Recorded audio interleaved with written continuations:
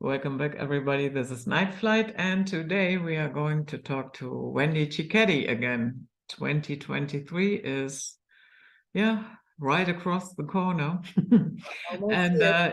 it's time to have an outlook, what energies are coming in and what we have to deal and what we have to work with. So, Wendy, welcome back. Thank you. Good to be back. Yeah, so I have to say, when I looked into 2023, you know what hit my one thought that hit me was, the more I look into this, the more I see how they are trying to hijack the energies that are coming in for their personal purposes, and that is so amazing. But let's take it one step at a time. I know when we did our first overview for 2022, I asked you if you had to pick a headline for 2022, what would that be? And you said the year of shock and awe. So this time I will do the same. If you had to pick a headline, what would you say? That's really interesting. The first thing that comes to me is scrambled eggs. And it's like what you said, because some of the energies coming in, we'll talk about that, are much better energies. Yeah. But powers that be don't want us to see that. They don't want us to experience it. So it's just kind of scrambled. Yeah, it's going to be tough and it's going to be good all at the same time. Yeah. So last time when we talked, we also touched on that subject, that there will be shocking news coming to the surface. And so do you think, okay, to a certain degree, you could say we hear shocking news on a daily basis now. Yeah. But do you think that it has been already revealed, or is it still in the making? Not even close. Mhm. Not even close. There is so much more to come out that is so dark that people will have a hard time accepting it. You know, that cognitive dissonance where you've been so programmed, so propagandized that you can't see the truth. And so once it comes out, people are going to have a really hard time believing it. Yeah. Yeah. But on several fronts, not just on one front. It's going to be across the board. You know, we're in that time frame where, you know, people aren't buying it like they used to buy it in general. You know, it's like and the media is, at least in the US, the media is falling apart, the mainstream media. There are layoffs, and CNN's about done, you know, more layoffs in other of the networks. And, you know, people just aren't buying it. The listenership has gone down so much, they're not making any money. So they got to do something different because it's all about the money, right? Yeah. You know, that one reminds me of the layoffs that are going on at Twitter. And but I really had to laugh. And if you get a chance, type in to YouTube, a day at work at Twitter, something like that. So when when you watch that video, you can't help but end up with the question, are they running a company, or is that a daycare center for overgrown children? Yeah. And then Project Veritas, they had one employee, and he was some type of engineer or programmer, something like that.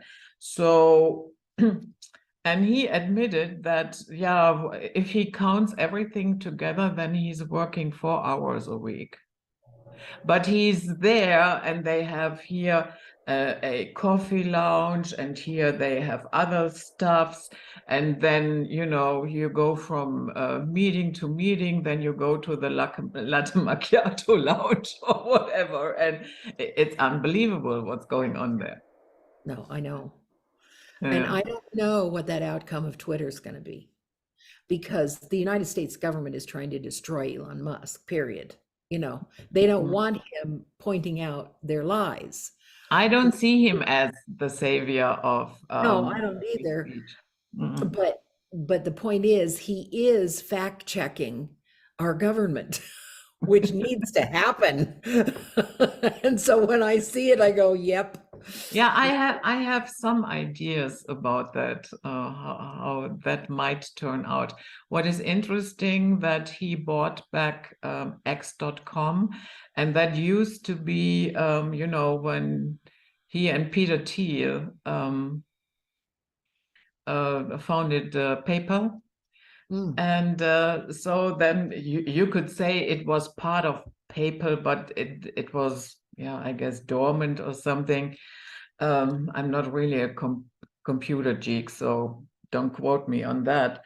So anyhow, he bought that portion back, and I could imagine that he will turn it into something that is dealing with financial services, something that you could maybe use like PayPal. And I could even imagine that he will come up with his private money, his private currency, and that it will be subscription based. I think that is coming as well.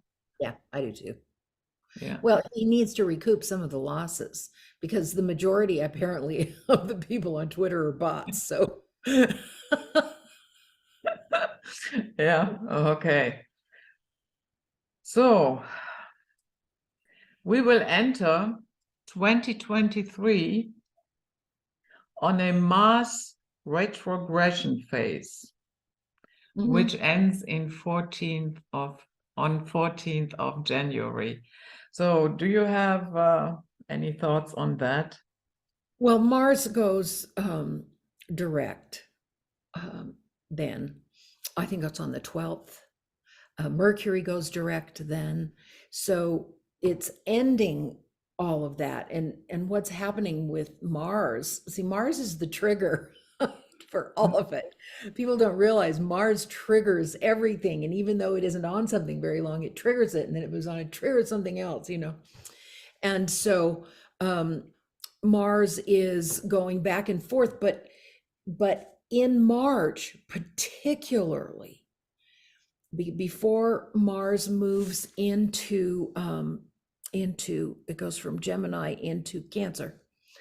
It's going to affect Pluto, it's going to affect Saturn, it's going to affect Mercury several times.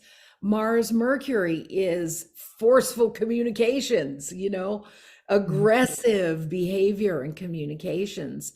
Mars Pluto is warlike energy. Mars Saturn is warlike energy. And then also we have it impacts Neptune. Well, Neptune in Pisces has to do with insanity, global insanity, and the savior complex, and oil and inoculations and gas and all of those things. So Mars is triggering all of this, and as it does that, more stuff is going to come out, in that regard, especially when Mars triggers Pluto, because Pluto holds the secrets to the dark underbelly of things. Yeah. And I mean, Pluto is an interesting candidate this time around anyhow. And no, but we will come to that in a little bit. So Mars is the trigger, and it could be, as you said, a forceful communication. Do you think it could, let's say, initiate that time frame when more and more shocking news are coming out? Because it's in Gemini. And what's Gemini about? Information. Not only Mhm. communication, but information. It controls the media, all of that stuff. Education, schools, salesmanship. And what is going on in the world is salesmanship. Everybody's trying to sell their own ideas. It's salesmanship of ideas. Mhm. And how Yeah, many people you can propagandize into believing them. yeah. You know what I have been thinking the last couple of days? I am quite amazed that we do not see on the world stage, as of yet, I have to say, a charismatic figure that rallies the masses as a Pied Piper. Yeah, people might think, yeah, okay, we have to rally behind this individual, and what he says or she says doesn't matter what it, uh, if man or woman, and so that there will be support, but once again, people don't see the dark underbelly, as you said, and that individual actually is, yeah, leading them into their demise even faster. And I'm actually waiting for that any I am day. too, because Nostradamus predicts it. And Ah, I don't okay. I don't know if you've read any of Dolores Cannon's works on Nostradamus. It's very, very intriguing. Um, but I keep looking for the Antichrist that is apparently supposed to come from the East, that is very charismatic, that's gonna and then gonna lock everybody up in the end, kind of thing. But it could well be that through our efforts, those who are awake, that we have shifted and changed the timelines. That's what I'm hoping. Okay, So yeah. that's on Yeah, this time. I guess you could say an antichrist figure at the very least, and a character like that, because the last couple of days I was sitting here. The time is so ripe. People are fed up, like here, and that is usually when these characters take center stage. Exactly. And mm, People are most vulnerable. Yeah. mhm, So I don't yeah, know. I like you. I'm just observing who's coming forward. Now, I don't ever listen to mainstream media. I listen to alternative media, but I still listen to what alternative says. And typically when something alternative comes up and I go, let's see who else says that same thing. I don't just buy it wholeheartedly. I wait until more evidence comes out that that's mhm. actually true, like with this recent stuff with the cryptocurrency from Ukraine. And that's apparently true. I heard a few things about it a couple of weeks ago and I thought, oh, come on. And then bam, Mhm. it shows up. So we just have Yeah, to but just, don't you worry, Maxine Waters will be in charge of the investigation.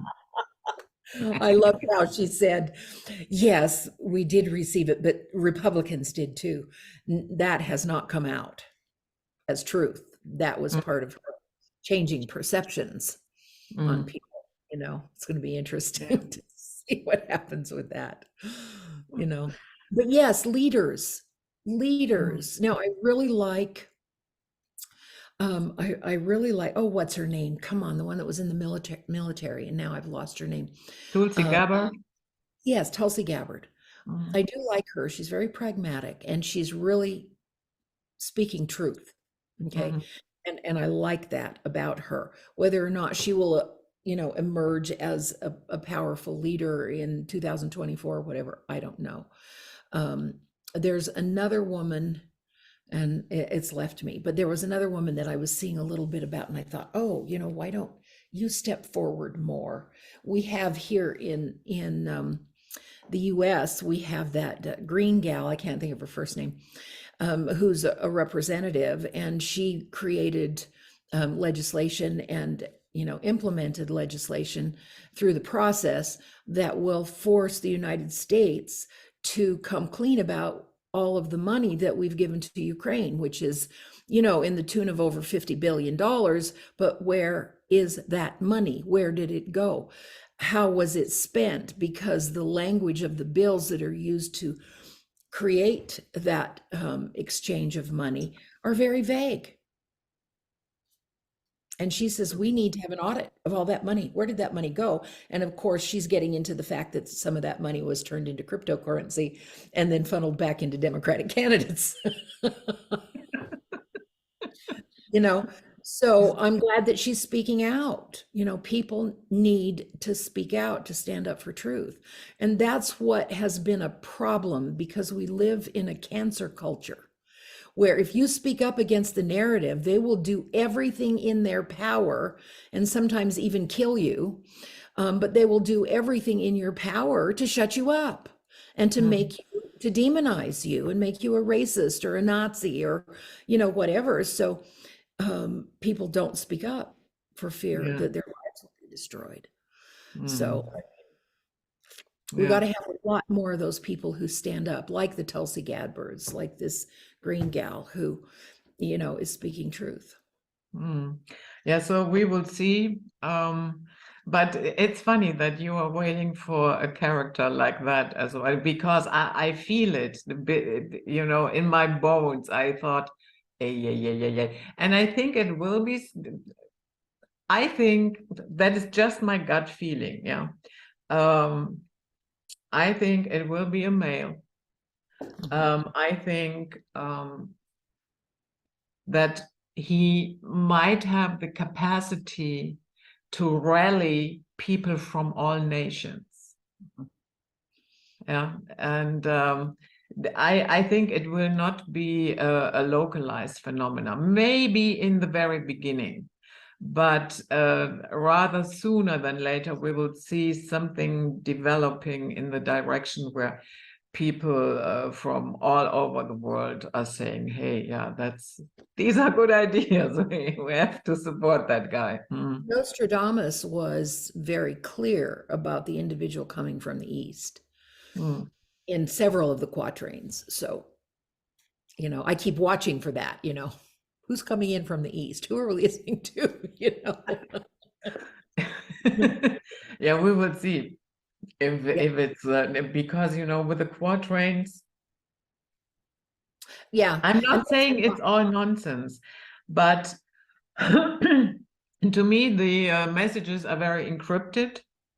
Yes. And you could interpret them one way or another. And there are a lot of interpretations out there that, and we have this obsession with doom and gloom.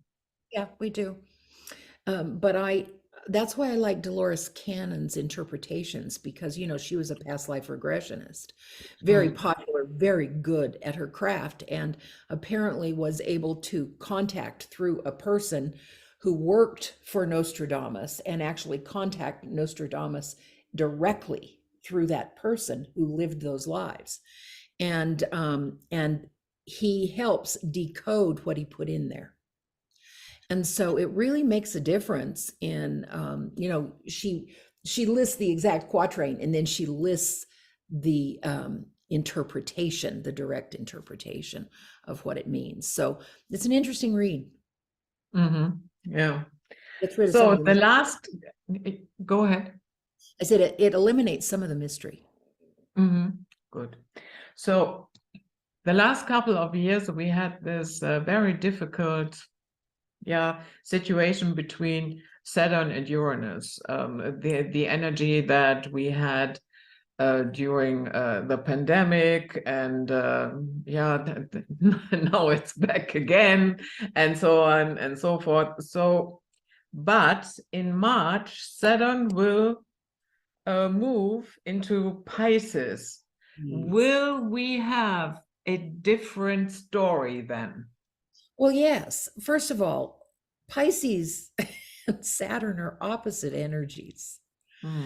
And Saturn is not comfortable in Pisces, and it's actually, I believe, in its fall, which it doesn't function at all in Pisces. And so I think we're going to see kind of a dissolving of the restrictions, a dissolving, because Pisces, water like the ocean, dissolves things. So I think we're going to see some of those restrictions dissolve. And I actually made some notes on that. Let me find the notes so I make sure that I get it all. Saturn in, here we go. Okay. The restrictions and limitations will dissolve, renewal in faith and artistic expression, much more sensitivity and compassionate energies. So that's actually positive because Saturn won't be interfering as much as it normally does because it doesn't function in Pisces. Mm-hmm. Make sense? Yeah.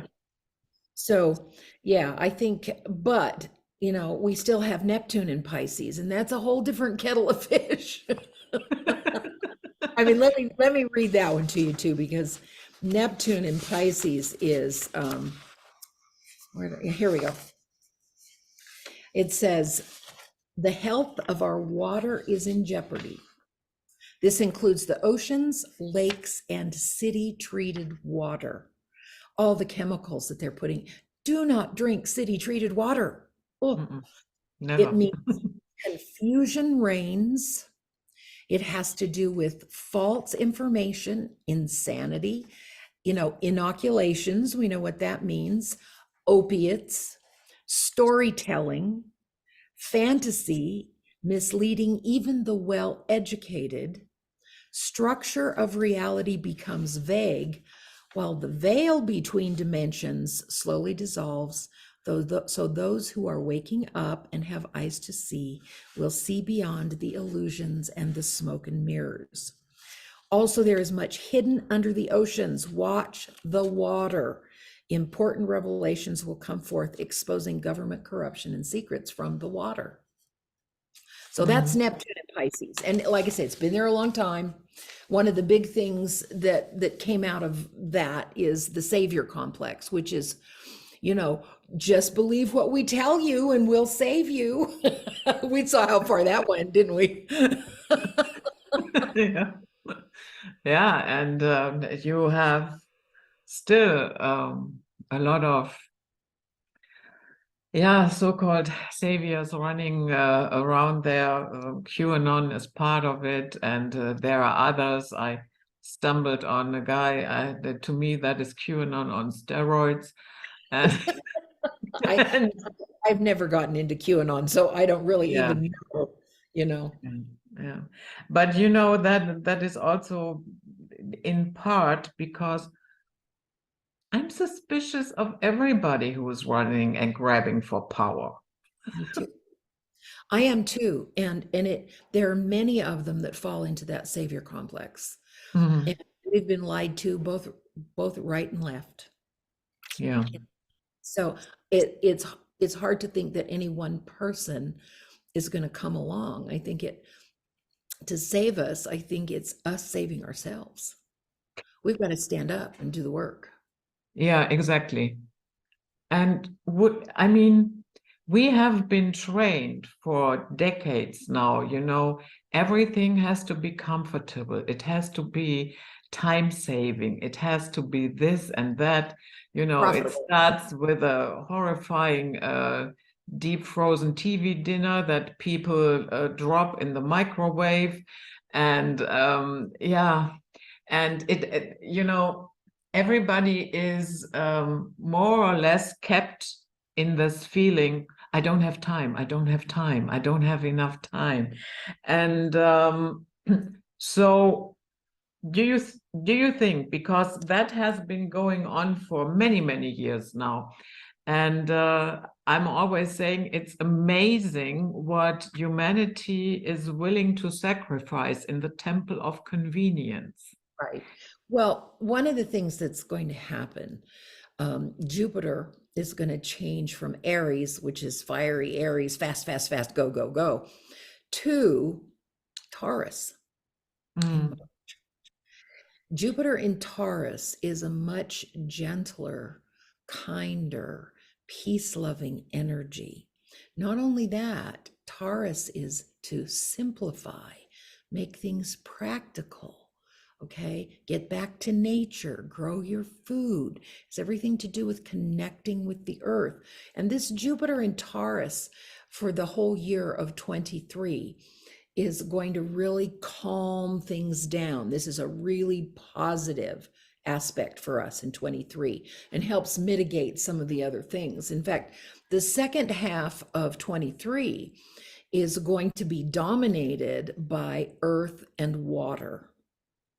Okay, it's going to be a big change. The air energy that we've had, like with Gemini, Mars in Gemini and Saturn in Aquarius, all of that air energy is going to calm down, and it's going to be in water and in earth. We've got Uranus in Taurus.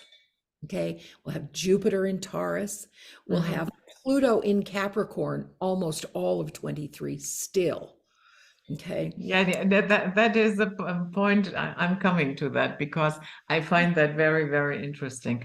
So, but do you think that we have been trained this way? So, that it's easier for people to fall for the savior complex because of course, it is easier if I don't have to do anything. That's right.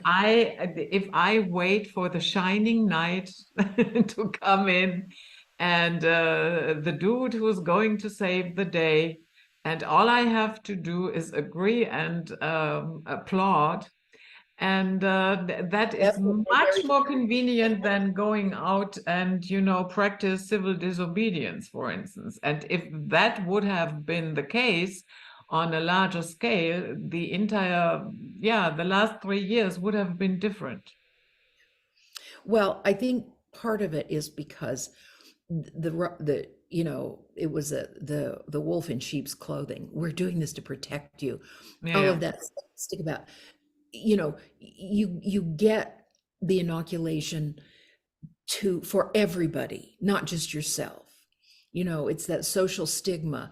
If you don't get it, then you're hurting everyone else. You're getting it to protect everyone, which just turned out to be a huge lie. And so people were blinded by the doctrine coming out of every major, from news to government to everyone, and amazing diabolical plan, in my view, to blind even the educated, even the very educated. Yeah. And so what we're having to do is unwind all of that. We're trying to unpack all of that with truth. And it's really hard because so many people are so propagandized by that. They have this cognitive dissonance where they just can't hear it. They literally cannot hear it. And we as human beings don't wake up unless we're really in terrible pain, right? And even then, some people won't wake up. Yeah, that is amazing. Yeah. We can't blame people for the choices that they've made because they were propagandized. They believed that their government will save them. They didn't believe the government was lying, or any of its emissaries. And so they did what they thought was the correct thing to do. And I understand that. Yeah. And I think if you come out of an era like that, for instance, here, this very dark era that we had during Nazi Germany, people that came out of that when the war was over and there was no longer a possibility to deny it. Sometimes I think that must feel like an emotional shell shock. Yeah. And even when I was a little child, the war had been over for more than 10 years. But still, here and there, you had elderly people who said, yeah, but not everything was bad. It felt to me as if they cannot fathom the shock, what they had believed in. Yeah. I know. And then there comes a point where it's all falling apart. And then, yeah, the emotional fallout from that is really extreme. Yeah, it takes tremendous intelligence to create a worldwide coup. Mm-hmm. Takes tremendous intelligence to do that.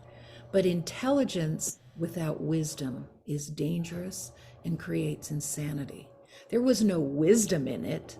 It No, was profit, power, and control. Just like when the United States developed the nuclear bomb, it took great intelligence to do that. But was it wise to do it? You see, intelligence without wisdom is dangerous and insane. And that's what we've been living with, for a long time.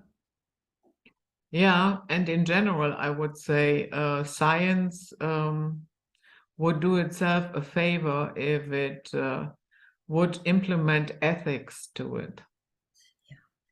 And that's the wisdom. And there's Mm, no ethics to it. It's profit driven, greed, power, you mhm, know, all of that stuff. And as a result of that, what the people need and the truth, is just swept under the rug. They don't care about it. They really don't care about the people, you know. And the way mm. I've looked at it for a long time is your government doesn't care about you. In fact, that's what they call you, wasteful eaters. They don't care about you. They're not going to save you. If you want to be saved, you have got to save yourself. You've got to Mm, prepare. You've got to keep your eyes open and question everything. mm. Yeah. Every, yeah. So going back to Jupiter, and so we will. Actually, I have to say I'm a little bit hopeful here because in May, Jupiter will join forces with Uranus in Taurus. Yes. And to me, that feels like opportunity knocks Mm-hmm. Mm-hmm. because what I see coming there is, this grinding down of Uranus, of these useless structures and institutions that we had for so long. Now it will be even more beneficial with Jupiter in the mix as well. What say you? Well, I think, yes, there is that optimism. Remember that Taurus is the fixer. Taurus Mhm. is the peacemaker. And Taurus likes everything to be practical and usable. Okay. Get down to the simplicity of it, get rid of the complexity.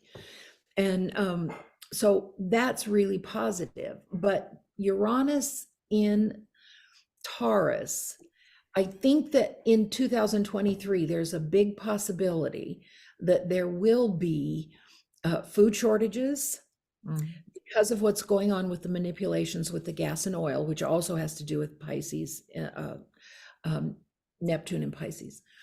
And and I think because of the changes in the weather patterns, that there will probably be famine in third world countries. There's going to be a lot of death, hunger. And I think because of that, immigration is going to be just off the charts. People are going to be leaving the third world countries because they're hungry, because they're dying. And so immigration is going to be another huge issue in 23. So I think we need to be prepared. The supply chains are going to be interrupted. Finances will be interrupted. Now remember, Taurus rules money and finances. Yeah. Uranus and Taurus is interruption in the flow of money and big changes in the flow of money. So we can expect that in 2023 too, that there will be, and there's going to be this battle between, a worldwide digital currency that they can track and countries using their sovereignty to create their own financial situation structure. Mm. So that the battle's going to be over sovereignty Mm-hmm. rather than Yeah. global. I think the famine will not only be in third world countries. Already in the UK, they are rationing eggs. And I heard something like that here as well, that we are facing an egg shortage. Yeah. Yeah, and I think that is just the beginning. And yeah, so the food shortages, I think we will not be unscathed. It might be a bit different in the United States. You have huge pieces of land where you can grow, and yeah, Gates but is buying it all up. excuse me. Bill Gates is buying up as much as he can Yeah, yeah. for And GMO, whatever. yeah, he's going to feed you delicious GMO. You know, he's already created breast milk now. Those Yeah, he I know. started a company to create breast milk, and then there was a baby food shortage. Yes, it's so transparent, people. But yeah, remember that Taurus rules food and also agriculture. So with Uranus and Taurus, it's disruption in that. But we have the softening, the mitigation of Jupiter in Taurus to make things a little better, a little more palatable. And that's what I'm hoping for. Yeah. So Neptune is still in Pisces until 2026. So, and now Saturn is going to join there. And so what, because, you know, Saturn usually doesn't concern itself with dreams, daydreams, and these Neptunian things in its dark aspect, the delusions and insanity. So what can we expect there? Because Saturn is more like hardcore reality, earthly reality. Yeah, no daydreams here. And Pisces is fantasy and daydreams. And remember, Saturn does not function in Pisces. Good. And so the hardcore restrictions and all of the stuff that Saturn stands for isn't going to work with Saturn in Pisces. It just isn't. So we can take a large part of Saturnian energy and just push it to the side and say, okay, you're screwed for a while. Now, when Saturn moves into Aries, that'll be a different ball game, you know. But for now in Pisces, it's not gonna be much of a. But the thing that's issue about it is, in conjunction with Neptune in Pisces, Saturn in Pisces, you know, it has to do with Pisces energy, with water. You know, and that's what we're looking at, is what are the elemental differences from 2022 to 23, and in 23 it's earth and water. You know, which is different, a complete change from all the air energy that we've been experiencing, you know, Saturn in Aquarius and Mars in Gemini, you know, and all of that, which is, you know, thinking, you know, and people wanting their freedom. Now Pluto will move into Aquarius for, you know, March, April, May, June, 4 months in 2023. And so people are going to get, during that period of time, they're going to get, you know, a sense of freedom. But then Capricorn retrogrades, or Pluto retrogrades. Yeah. That is such an interesting constellation, what is going on there. Yeah. So yeah, you know, that makes me a little bit optimistic. We have Jupiter joining there in Taurus. We have Saturn more or less dead in the water. That's a good way to put it. And yeah, so I think there are opportunities, but we have to use them, because if we do not use them, they will be used by others. Against you. Yeah, exactly. And I think that is also part of why they are a little bit, speeding up the game. It feels to me as if there is this underlying feeling we are running out of time. And then when you start to hasten things, you start making mistakes. You know what I mean? I do. Their diabolical plans for world dominance had a few little chinks in the armor. They didn't count on people waking up. You know, and so many people are waking up as things get harder and finances get worse and there's higher inflation and all of that stuff. And then when people get hungry and there's no food, there are going to be a lot more people waking up. Why is this happening?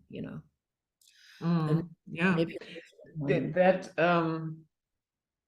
we have a saying here in Germany, if you're sleeping in a democracy, you will wake up in a dictatorship. Exactly. And that's what's happening in the United States. No question about that. Yeah. So it would be, for future purposes, it would be good for all of us, to be vigilant, even during the good times, because that is usually when baby steps and little changes are being made, but they all lead to a greater concept, a greater idea, and that we do not always have to wait until, the wallet is screaming. It's really hurting, because a lot of this could have been prevented. This is the suffering that is coming now is staged. Of course it's staged. All of it could have been prevented. The whole pandemic was staged, all of it. But it was done by soulless beings, in my view, who have no empathy or caring. It's all about money, profit, control, and power. That's what it's all about. The globalists want the new world order. Yeah. And they're doing everything in their power to create that system. Yeah. People need to wake up about it, that it's not going to be fun. So now, as you said, on the 23rd of March, Pluto will enter Aquarius, and then will go retrograde back into Capricorn. Yes. And then it will settle in Aquarius in 2024. Yes, late 2024. Yeah, late 2024. So, and when I look at the time frame, let's say 1778 to 1799, we had a similar constellation with Pluto, and that was a very, very revolutionary time. We had the French Revolution, we had the American Revolution. And so do you expect once it is settled, as for 2023, the short appearance of Pluto in Aquarius, to me, that is like, guys, get ready. Get ready for the party. Well, yeah, things are going to get better, but they're going to get worse before they get better. Because when you deal with the final degrees of a sign, in other words, Pluto being in, 28, 29, 27 degrees of Capricorn, that's when it really digs in and finishes its work. Pluto destroys, okay? It destroys and then rebuilds. So when it's in Capricorn, it destroys the structure of governments, businesses, finances, all of that stuff. So you can expect all of that stuff to be destroyed and have to be rebuilt. And so that's what's coming, later in 23 and into 24. Now, when it goes into Aquarius, that's when we really start movement into the age of Aquarius, but we're not there yet. Yeah. Some astrologers expect that this aspect, once Yeah, Pluto has settled in Aquarius, that it will be even more revolutionary energies than the ones that we saw during the French Revolution, the American Revolution, and everything that was going on during that time frame. So, would you agree with that? Yes, and Yeah. one of the things that we see back in the 1700s and is that they were pockets of people that were rising up. They Mm-hmm. weren't all connected like we are today with the internet. We're connected as a world today in ways that weren't even thought of back then. And so it was pockets of people rising up and creating like this country in the French Revolution and all of that. But now it's much more global. And what we're going to see when it gets into Aquarius is freedom. Aquarius represents the people, it represents freedom, it represents innovation. Now, the only thing that concerns me about it is Aquarius represents AI. Yeah. That concerns me a little bit. All of this bit in even Elon Musk about connecting the brain to a computer. We should be really upset about that. Mm-hmm. Because if they can do that, they can totally control our thinking. That's what they want. Now they're Yeah. just doing it by talking to us, screwing up our perceptions by their propaganda. But once they get into our brains and we agree to that, they can control us completely. So I think we need to be so cautious about this AI. In fact, I am so glad that this stupid meta universe from Bezos has fallen flat on its face. I think they said there were only like 80 people using it. And now he's having to lay off 11,000 workers at Facebook, and he's lost billions of dollars. And people are waking up. You might have some teenagers that want to do it, but in reality, adults do Disney, not. Disney, Disney as well. They are having huge layoffs as well, as they say, go woke, go broke. Exactly. And Mm, this woke stuff is destroying countries from within. And that's what mm, they want. They want people concerned about their sexuality and what they identify with, not how to survive. What are you going to do if the power goes off? What are you going to eat when you can't have your phone in your face? What are you going to do, these young people? Do you know how to grow food? Do you know how to cook when you don't have electricity? What are you going to do? We should be teaching our young people survival. And we're not doing that. In mm, schools are to educate, not indoctrinate. And in the mm, United States, they're using the school system to indoctrinate people. And that's not what it's about. mm, See? And that's where we've gone wrong, and we've allowed it, and it's getting bigger and bigger in the US, screwing up an entire generation of young people. These young people were born to save the world.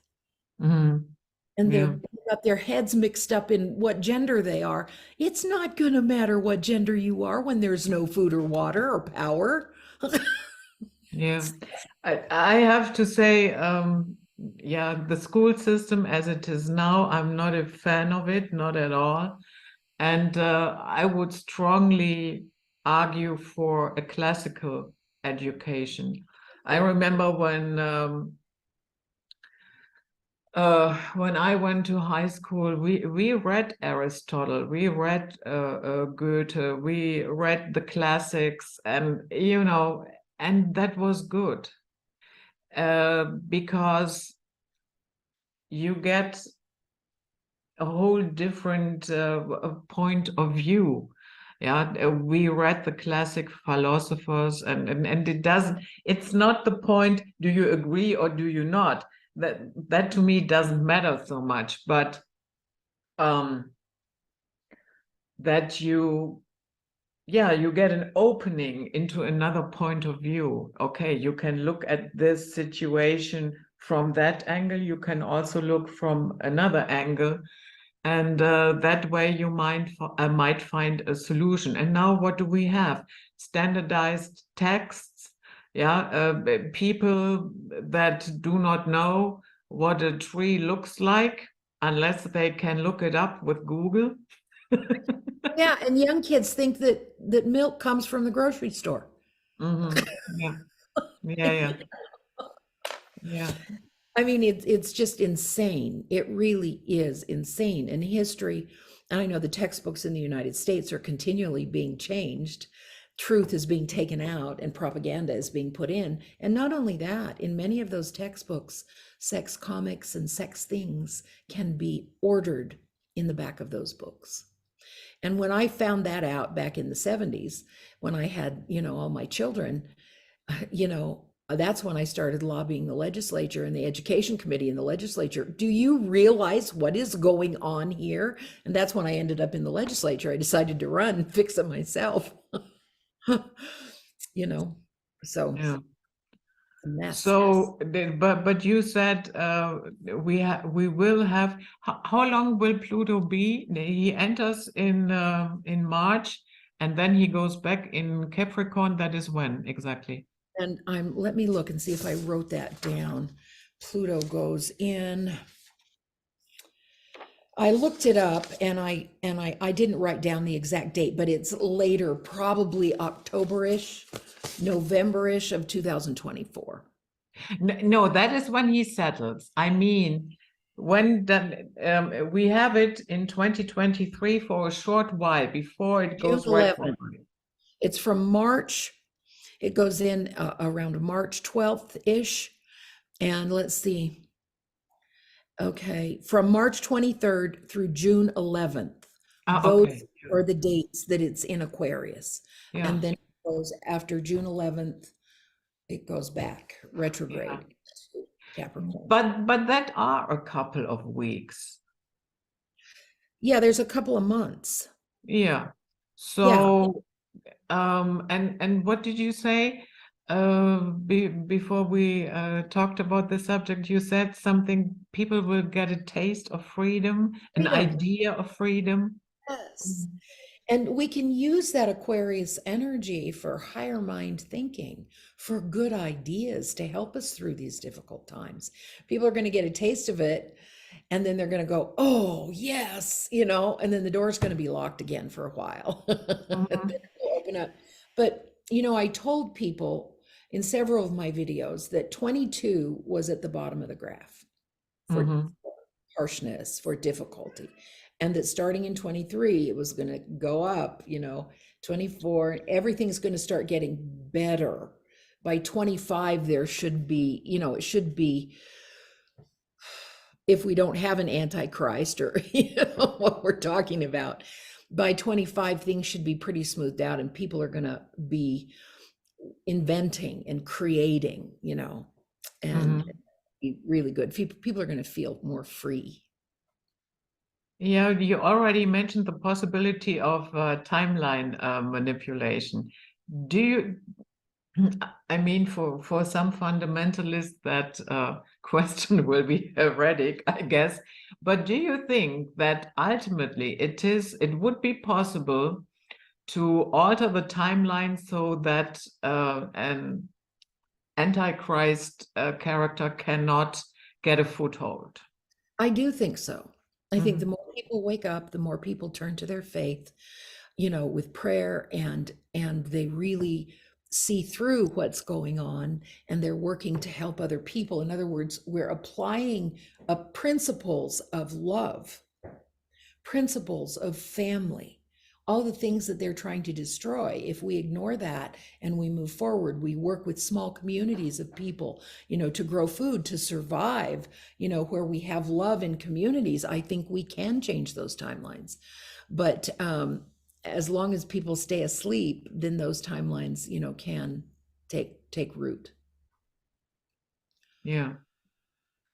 So another question that is burning on some people's minds is